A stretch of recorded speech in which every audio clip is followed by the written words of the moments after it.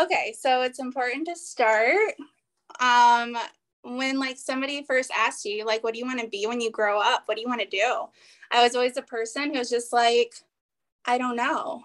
I Mm-hmm. don't know what I want to do. And even as I like started to like with my high school year, like I actually started taking college classes. And I actually forgot to tell you about this. It was for like a teacher program, which Mm-hmm. I ended up really liking, by the way, until Mm-hmm. I had to teach in poverty areas. Mm-hmm. So I was just like, okay, I kind of like this concept of it, but I don't like it. So Mm-hmm. then I moved on later on to like accounting and nursing and all of those things. I liked like certain aspects of them, but then I didn't. Mm-hmm. And it's like next thing I know, the whole time I was kind of like working my way through college, Mm-hmm. working in a nursing home as a nurse aide. And that was just like never supposed to be anything but temporary. And then next thing I know, it's like 10 years later, I'm Mm-hmm. still. Wow. And that was super intense, right? Were you working like crazy hours and stuff? Yeah, when COVID happened, everybody was so like up and quitting or retiring or stuff like that. So I was actually stuck on a COVID floor, working night shift, working 60 plus hours and all of those things. And I was just like, there's got to be something more Mm-hmm. than what's happening here. Mm-hmm. Yeah. And so, was that the last job you had when you just like started to try out copywriting? Yeah. And so Yeah, I was there for over 5 years at the same place. wow, that's a lot, especially for something that was never supposed to be like it was supposed to be temporary, right? Yeah. Yeah. Um, so then the next part is you find, I think, me through an ad, I'm guessing, because that's how most people find me. Tell me how hilarious it is that I saw it on Instagram because you know that I don't get on social media. And at that Mhm. time, I actually had like all of my social media accounts like shut down. So I Mm, actually had to like go into Instagram, reactivate my account, and then I saw your ad. that's hilarious. And that's it. You just saw my ad and you were like, actually, I know you were super skeptical in the beginning. So let's talk about that because I love a good skeptic. Yeah, so I saw your ad, and literally when I was getting the videos to like my email, I was like every day anticipating it. Like I couldn't wait Uh-huh. until I got the next email. And then I'm just like, who is this Sarah Turner? So I went on Google trying to find you, and I really didn't find much, to be honest. So I was like, I think I was worried about getting scammed because I never bought Totally. something online like ever, like Yeah. through an ad before. Yeah, totally. I mean, it's super weird and scary, especially when you're unaware of like, I don't know, the courses and training and education that's available online, which I definitely had a point in my life too, where I like was unaware. You're just like, what is this? It feels so different because most of us get our training education through like schools and universities and colleges and stuff like that. So it's totally different. Yeah. Yeah. Okay. So you're super skeptical. And then what? You were like, I actually came across a blog mm-hmm, from, I think it was Cassidy, who, mm-hmm, yeah, I think she does like financial copywriting. mm-hmm, And in her, I found the blog that she wrote. And then I also found a video that she did like a testimonial. And she was talking about how like she was so in debt. And mm-hmm, she was talking about that. And I definitely resonated with that because at the time when I saw your ad, I was like almost 15 grand in debt with my student loans. mm-hmm, And I like had done all of this schooling and nothing panned out. mm-hmm, mm-hmm. So yeah, I think from there, and then you get the email with like the timer. And then I was like, That's when we used to keep it only open for a period of time. Yeah. yeah, Yeah. so I'm just like, I have to do this. And another thing was like, with how much your course was, I mean, yeah, it was like a lot, but then I'm just like, I've spent all this money on college courses and all of these things, and it didn't do me any good. So, like, what is another couple grand? Right. Right. That's so funny. That's an interesting way to think about it. And sometimes I try to get people to think about that with student loans, because so many people accrue all those student loans and then they stick to the course that their degree set them up for, and they won't consider anything else because they feel like it's like a lost cause. They're like, no, this is what my degree is in. I have to have a job in this area or my degree is wasted, even if whatever that thing isn't going to help you pay off those student loans. So that's why I love to talk about the concept of like sunk costs, because that's what I had to realize is like, it's okay that I went to college and I'm not working in that like field anymore. Like it would be me letting the past dictate my present if I were to just like keep trying to make it work when it's clearly not working. You know what I mean? And so, yeah.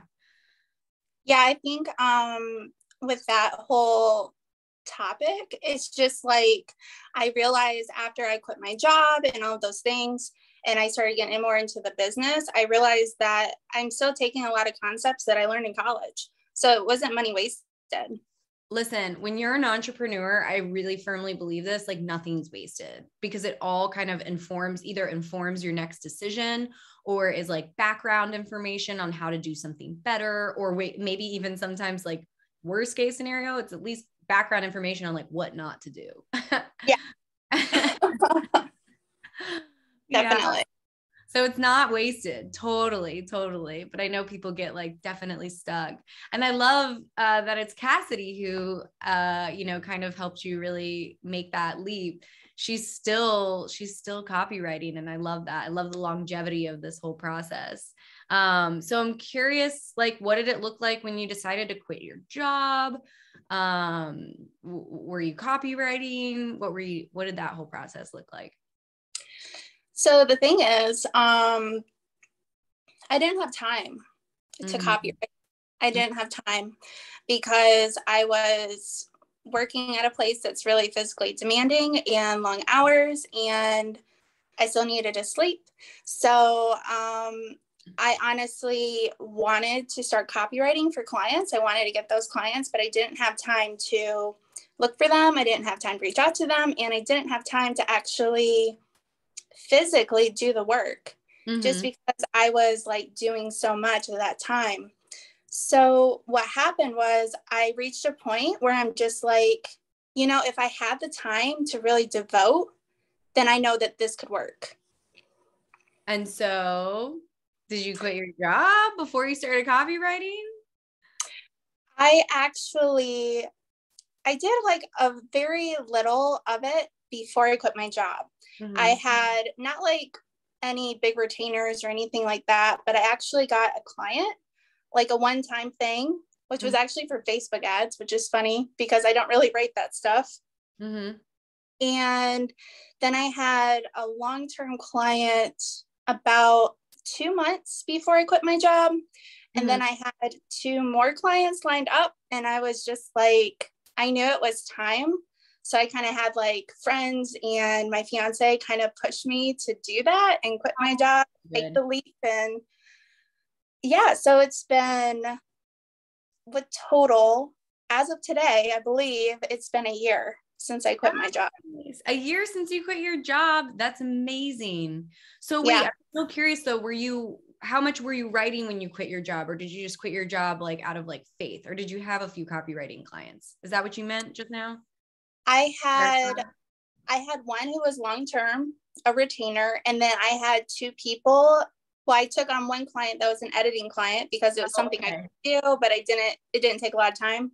And then like building up to quitting my job, I had a client lined up after that. It wasn't like it wasn't a lot of money or anything like that as a total. I really planned for it. I set aside money and did that.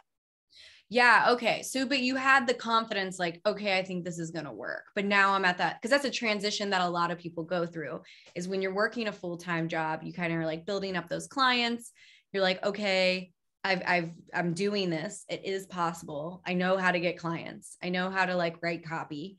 And then it's like, but then there becomes this period, this like time crunch situation where you're like, I physically don't have any more time to grow. And so then the thing is either going part-time or just quitting your job. Was it scary or did it feel good? It was terrifying.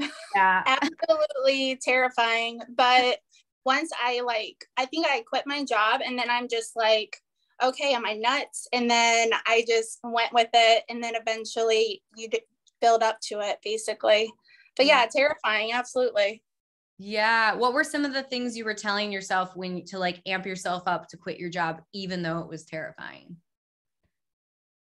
That I could do it. Okay. That one thing that was really, really important was that I could not work as much, not have to work as much. Mm-hmm. So that was a huge thing. And I'm just like, no matter what, as long as I love what I'm doing, it's totally worth it. Yes. Yes. That's amazing. Oh man. So, okay. So now let's come to the present. So what does life look like now as a copywriter? Like, what are your clients? What niche are you in? So my niche, I kind of jumped around. Mm-hmm. When I quit my job, I stuck with health and wellness, but I don't really identify with everything in health and wellness. So I went with alternative health, where I can kind of help wellness brands, which I really like to do, and also service providers who are in the health field. So I do those. I'm kind of gearing more towards the wellness brands as far as like long-term work. And I'm thinking, and this is like might transition here soon, but with the service providers, I'm really trying to do more of like consulting sort of work. Nice. No, I get that. Cause I also prefer working with service providers. And I think it's just, there's something a little different from working with service providers versus people who like maybe sell products. It's obviously like less scalable. So your big, like the numbers that you can earn them through your copywriting are smaller for service providers, but it feels also very meaningful because it's like person to person, things that they're providing to really like have an impact. I love that. So how many clients do you have right now? And what does your day-to-day look like? So right now I only have 2 clients. One is service provider and the other one is a CBD, well, not CBD, but he's calling it whole plant company, which is basically just a natural medicinal sort of products that are really doing a lot of stuff scientifically that is really interesting and I'm glad to be a part of. But honestly, those 2 clients have like a lot of work that I do each month. So it's more than enough. I honestly don't think I could take on any more. Yeah, that's so huge. I mean, for most of my copywriting career, I only had 3 clients generally at a time because it's like, you don't need a ton to like make it work and you find like just the right people. Yeah. Yeah. I feel like I had like at one point, I had a ton of clients, but it was all like a little bit of website copy here, a blog there. And I'm just like, I wanted more work, but less people. Yes. Yes. And you've gotten really good at that and, really making recommendations, getting to that like next level and making more comprehensive recommendations. Do you mind sharing like either like what those 2 clients are bringing in or like what their retainers are or the types of copy you include just to have because I think this is an important point is there's a part in most people's copywriting journey where you get to a place where you really want to refine who your clients are. Right. And that just makes it life a little bit easier because I know you're not working full time. You're not working 40 hours and stuff. So I'd love to hear about that too. Yeah. So, there you get to a point where you just like, I can do more strategy and those types of things.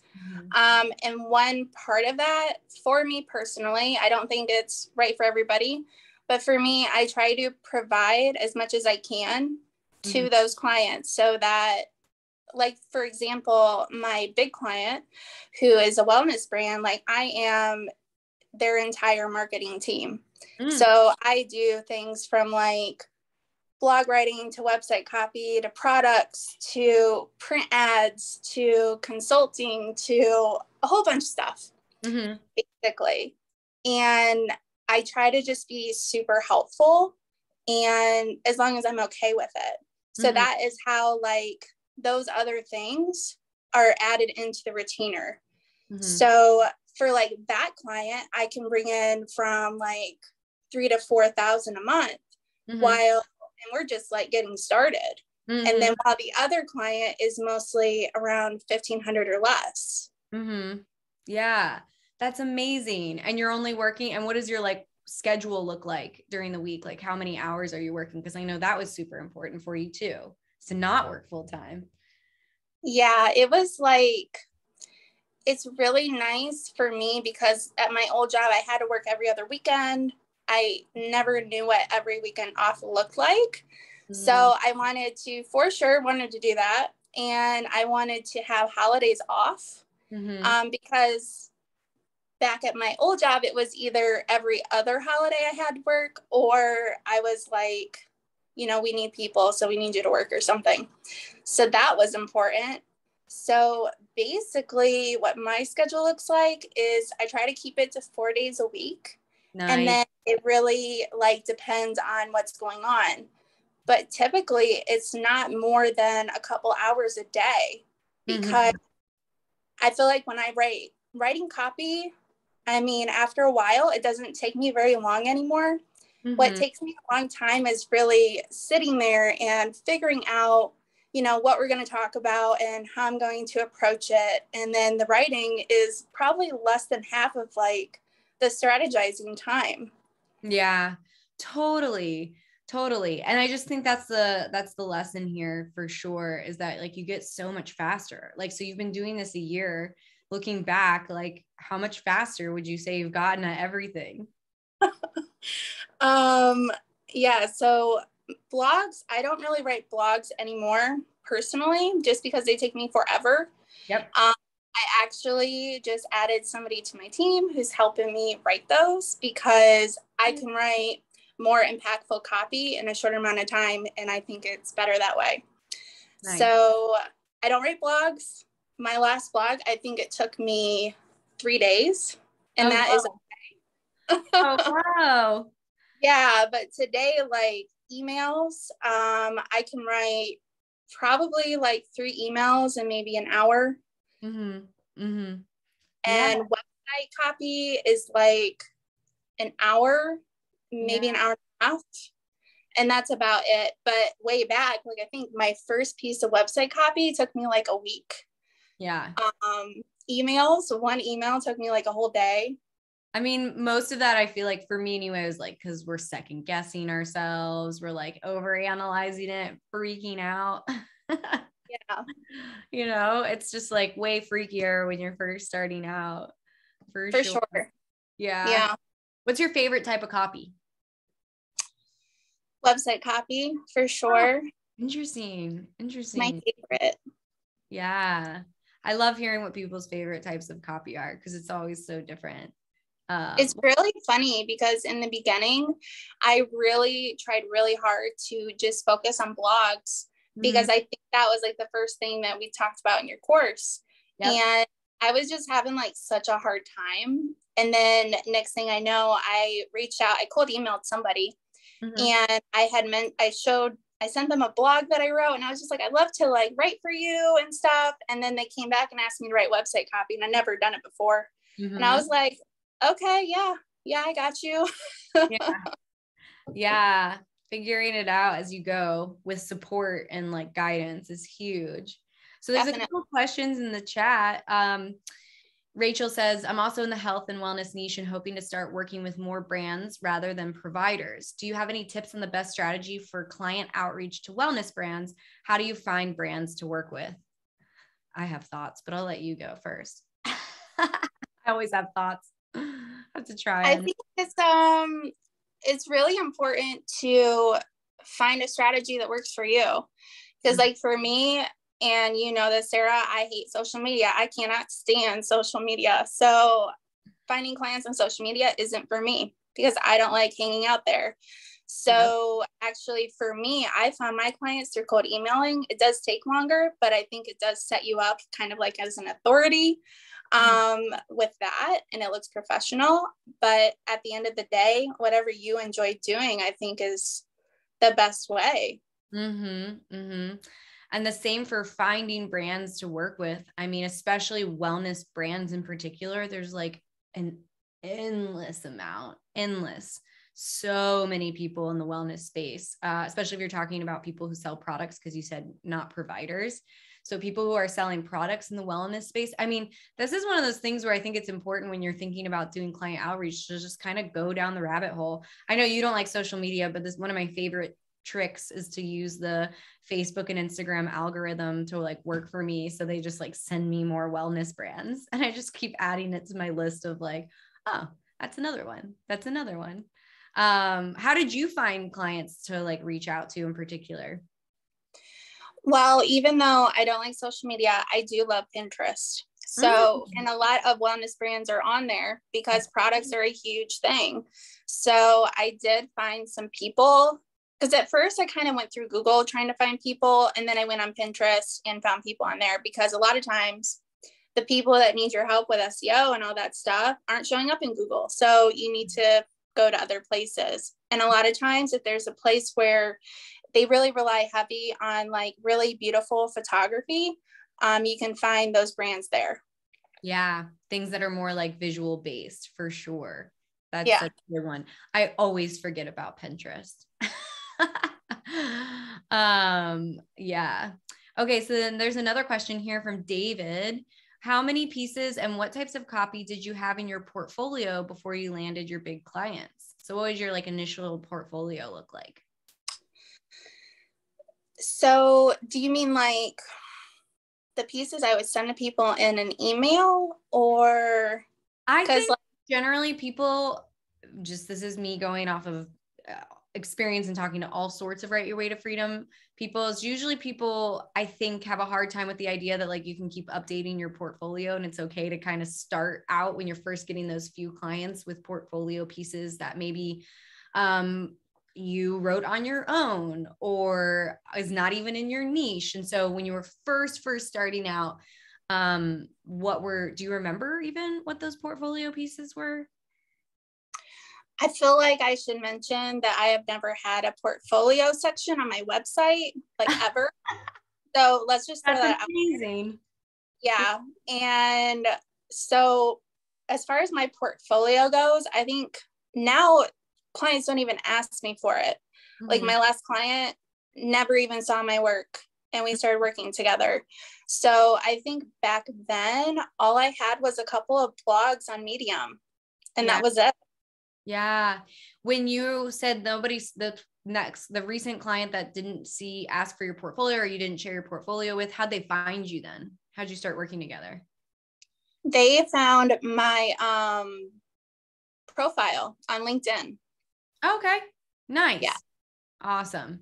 See, there's so many ways. And also I really like this because it's such an important lesson in here that I'm seeing, is just the reminder that like in the beginning, when you're first building things, it's like, it's really hard to see how it's all like building on top of itself and growing that momentum. And then like, now you're a year in, and I'm sure client acquisition is like not as crazy difficult or intimidating as it once was. Sounds like you don't even need it. Yeah, I haven't done client outreach in a while. I actually, super excited to announce this, by the way. Yesterday, I just took off my discovery call links on my website. So that was exciting. It is exciting. Yeah. You don't have any more space. That's awesome. Yeah. And that's the other thing is like, it doesn't take that long to grow a reputation for yourself in copywriting. If you show up consistently and deliver good work and you're in your niche, like people are going to start recommending you. And that's a really nice thing to have happen for sure. I think I've always kind of really tried really hard to just make my clients super happy with everything. And I always try to just like tell them I'm here for them. And I like, if you need anything, let me know. And they're constantly referring people to me. And majority of the time, I just send them to another copywriter, because I really love the people I'm working with now. And I know that I can't I mean, I could, but I really like my schedule. So yes, I love that. That's such a good place to be in a empowered place to just really like make your business work for you. I love that you've done that. That's so powerful. Um, well, is there anything else in your story that maybe we missed or you'd like to share? Maybe any hardships you kind of overcame along the way? I'd love to hear you touch on that. I think the mindset was a big issue for sure. I'm kind of learning now that the way that you position yourself is so important.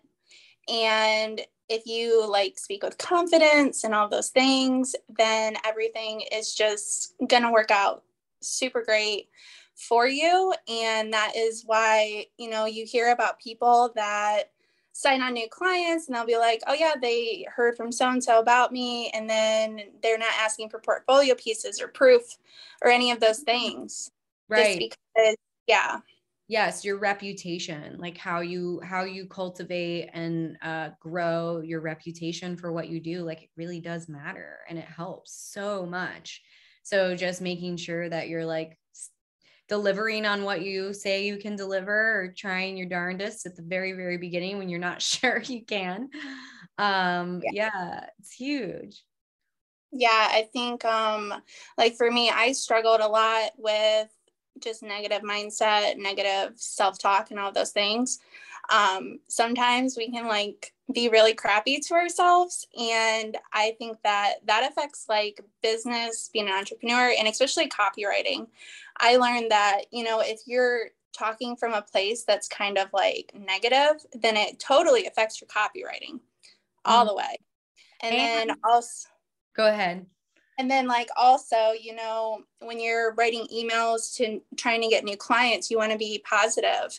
You want to make sure you're speaking from confidence. You make sure that you're building yourself up, Mhm. because if anybody is going to doubt you, then they're going to doubt you. Mm-hmm. Yeah. And what was I gonna add there? There was something, I lost it. Yeah, I think that's all super important. The mindset, we definitely touch on that. Oh, I was gonna say feedback.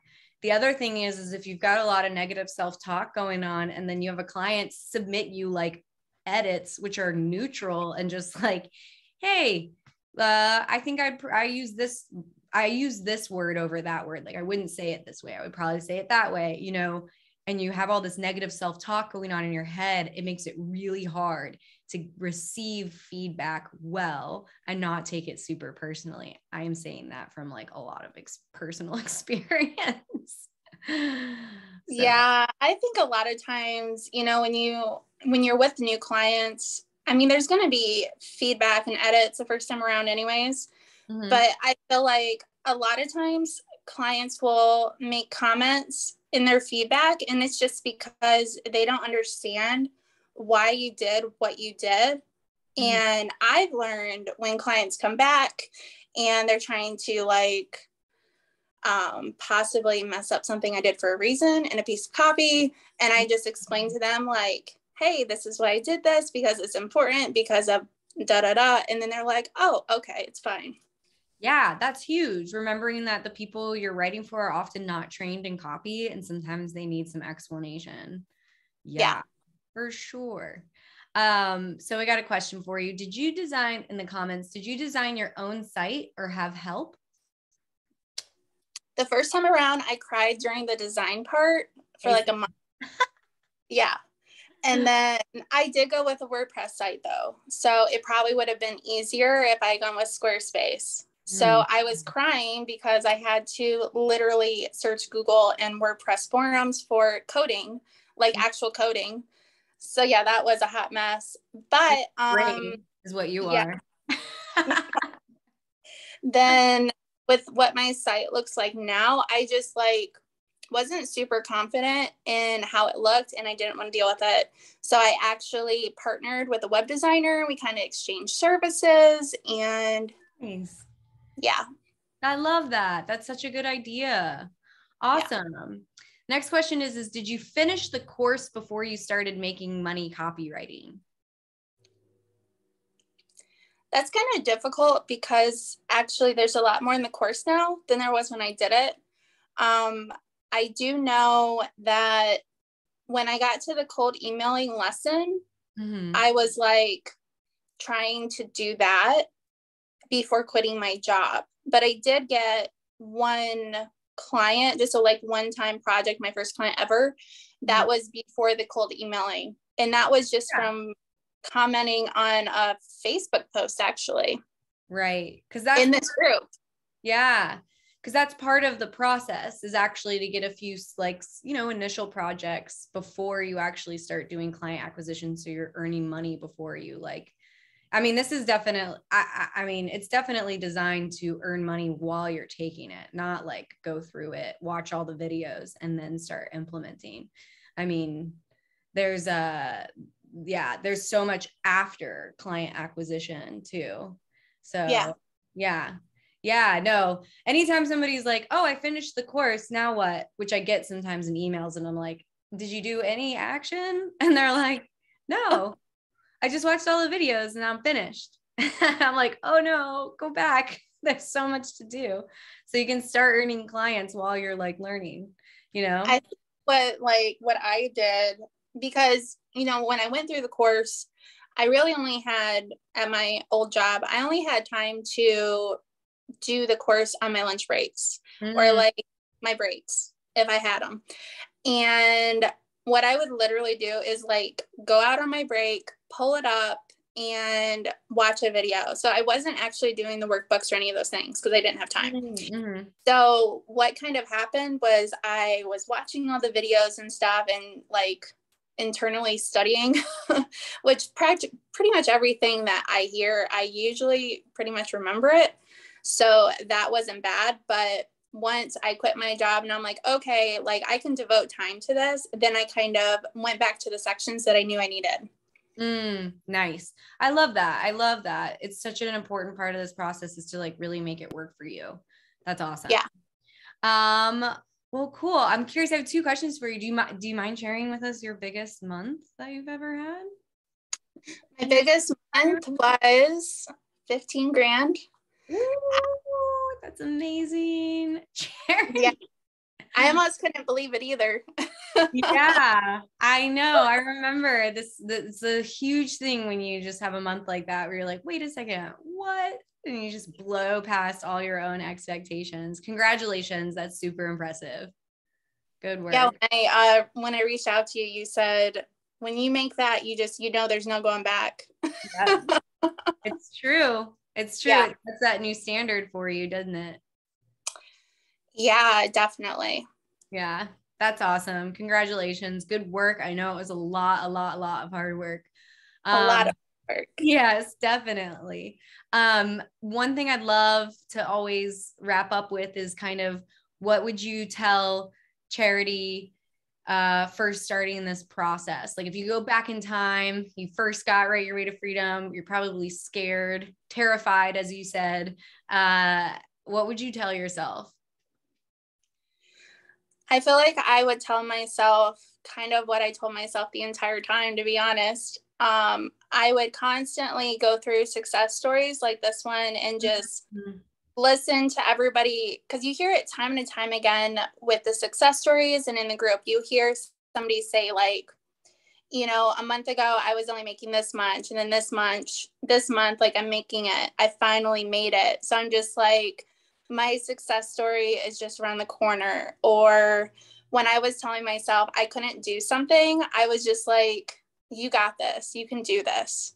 And then that's what I basically did. You just have to keep like pushing yourself and believing in yourself every day. Yes. I love that. My success story is like right around the corner.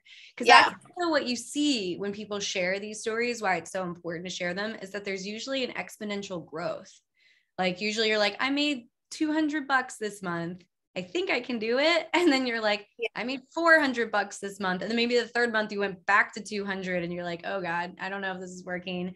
And then you're like, oh, I made like 2,000 and then 4 and then 15. And you're like, whoa, how'd that happen? Yeah. And it's because you're building that momentum. Like even when you're like first starting out and you're not bringing in money quite yet and things like that, you're building that momentum, but you can't like feel it or see it yet. And then you look back and you're like, holy shit, I've learned so much in like a year, you know?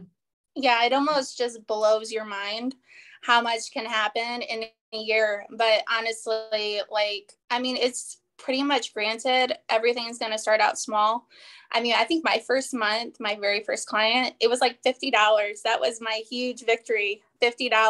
And then it's just like you said, you know, each month you kind of figure things out, you do things better and you flush things out. And then you start making a little bit more each month as you keep going. Yeah. Yeah. Ugh, Charity, it's been such a like pleasure watching you grow because you've grown so fast. Oh, And it's been, I don't know, it's just been so lovely. And so thank you so much for sharing your story with us. These are why we do them. Like, as you said, you listen to these student success stories and you hear the struggles that people go through, you learn that you're not alone, and then you go and you keep showing up and do it yourself. And it's awesome. yep. Any last parting words of wisdom for everyone? I do think, I feel like I tell this to everybody. I feel like it's super important just to know that you kind of have to find your way of doing things. And just because like somebody says to do something this way, it doesn't mean that that's going to work for you. Yeah. So sometimes you just have to be brave and say, I'm going to try to do it this way. If it doesn't work, oh well, and just keep doing it anyways. And it could be better than somebody else has come up with. Yeah. And I think that's another important reason to have these student success stories is because one thing I love about this is everyone takes this process and makes it slightly their own. And you have to know that you have permission to do so, I think, because sometimes, you know, we come from like the university system where we like think we have to fit in these little boxes or do things exactly that way. But really, this is about creating your own career, your own journey. And that means you're going to have to like implement things that work for your goals, your energy levels, the way you like to do things. Like that's how you make it something that like truly works specifically for you. So I love that. Oh. Yeah, I think it's that mindset. It's just, you know, going in to write your way to freedom. I think so differently about like the entire world, to be honest, like entrepreneurship and the going to college and learning all those things. And for me, I kind of learned that not everything can be like a certain way. And everybody is just trying to do like the best they can with what we have. Totally. Oh, well, this was so lovely talking with you. It was a beautiful thing to leave it on. Thank you guys for being here. Thank you so much. And yeah, we'll see you in the group. Keep crushing it, Charity. Sharing your wins with us. I know you don't hop on social media all that often, but I love to hear from you. So yeah, I'll hop in there. Yeah. All right. Bye, everyone. Have a wonderful rest of your day. Bye. Bye. Thank you. Thank you.